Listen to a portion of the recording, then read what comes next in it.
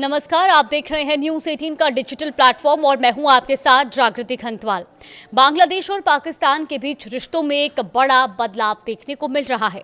लंबे समय बाद दोनों देशों के बीच सीधी हवाई सेवाएं दोबारा शुरू होने जा रही हैं।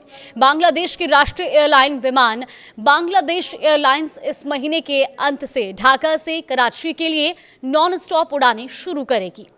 रॉयटर्स की रिपोर्ट के मुताबिक ढाका और कराची के बीच सीधी उड़ानें 29 जनवरी से शुरू होंगी। शुरुआती चरण में ये फ्लाइट्स हफ्ते में 2 दिन गुरुवार और शनिवार संचालित की जाएंगी। ढाका से विमान रात 8 बजे उड़ान भरेगा और कराची रात 11 बजे पहुंचेगा। वहीं वापसी की फ्लाइट कराची से रात 12 बजे रवाना होकर सुबह 4:20 पर ढाका पहुंचेगी। एक दशक बाद बहाल हो रहा हवाई संपर्क। जी हां, बांग्लादेश और पाकिस्तान के बीच सीधी उड़ानें पिछले एक दशक से बंद थी। दोनों देशों के बीच आखिरी बार 2012 में डायरेक्ट फ्लाइट्स चली थी। अब नियामक एजेंसीज के मुताबिक इनके बीच कई महीनों की बातचीत के बाद इस रूट को फिर से खोला जा रहा है। अब ऐसे में बड़ा सवाल ये कि क्या भारतीय हवाई क्षेत्र से ये फ्लाइट्स गुजरेंगी? फिलहाल ये अभी स्पष्ट नहीं हुआ है कि ढाका से कराची जाने वाली फ्लाइट भारत के हवाई क्षेत्र का उपयोग करेगी या नहीं। सबसे छोटा रास्ता भारत के ऊपर से होकर जाता है, लेकिन इसके लिए नई दिल्ली से ओवर फ्लाइट की अनुमति जरूरी होगी। इस पर अभी आधिकारिक पुष्टि नहीं हुई है। रक्षा सहयोग की ओर से बढ़े कदम तो देखिए, हवाई सेवाओं के साथ साथ दोनों देशों के बीच रक्षा सहयोग भी तेज होता दिख रहा है, क्योंकि बांग्लादेश और पाकिस्तान के बीच में जो रक्षा सहयोग है वो बढ़ा है और यही एक सबसे बड़ी वजह है कि जो इसके पीछे का कारण मानी जा रही है।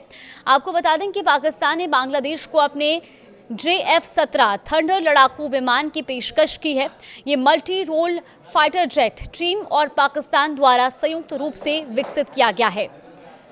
तो JF-17 सौदे पर अहम बातचीत भी हुई है। पाकिस्तानी वायुसेना प्रमुख air chief marshal Zaheer Ahmed Babar और बांग्लादेश वायुसेना प्रमुख air chief marshal Hasan Mahmood Khan के बीच इस संभावित सौदे को लेकर बातचीत हुई।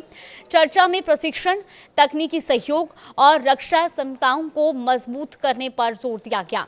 शेख हसीना सरकार के बाद बदले समीकरण। जी हां, दरअसल जब तक शेख हसीना सत्ता में थी तब हालात कुछ उलट थे, लेकिन अब शेख हसीना सरकार के बाद ये समीकरण भी बदलते जा रहे हैं।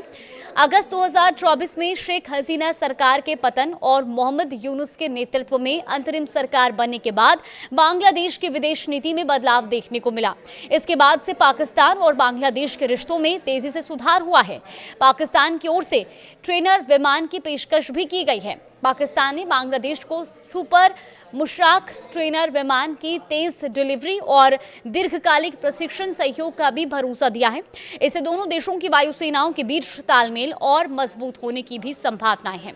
दक्षिण एशिया में बदलता भू राजनीतिक संतुलन, क्योंकि अब दोनों देशों के बीच एक दशक बाद एक बार फिर से सीधी फ्लाइट्स कनेक्टिविटी शुरू होने जा रही है। ऐसे में इस बदलाव के साथ ही दक्षिण एशिया में बदलता भू राजनीतिक संतुलन भी देखने को मिल रहा है, क्योंकि ढाका और इस्लामाबाद के बीच बढ़ती नजदीकी को दक्षिण एशिया की राजनीति में एक नए समीकरण के तौर पर देखा जा रहा है। विशेषज्ञों का मानना है कि ये बदलाव क्षेत्रीय कूटनीति और सुरक्षा संतुलन पर असर डाल सकता है। फिलहाल इस खबर पर आगे भी अपडेट जानने के लिए आप देखते रहिए न्यूज़ 18।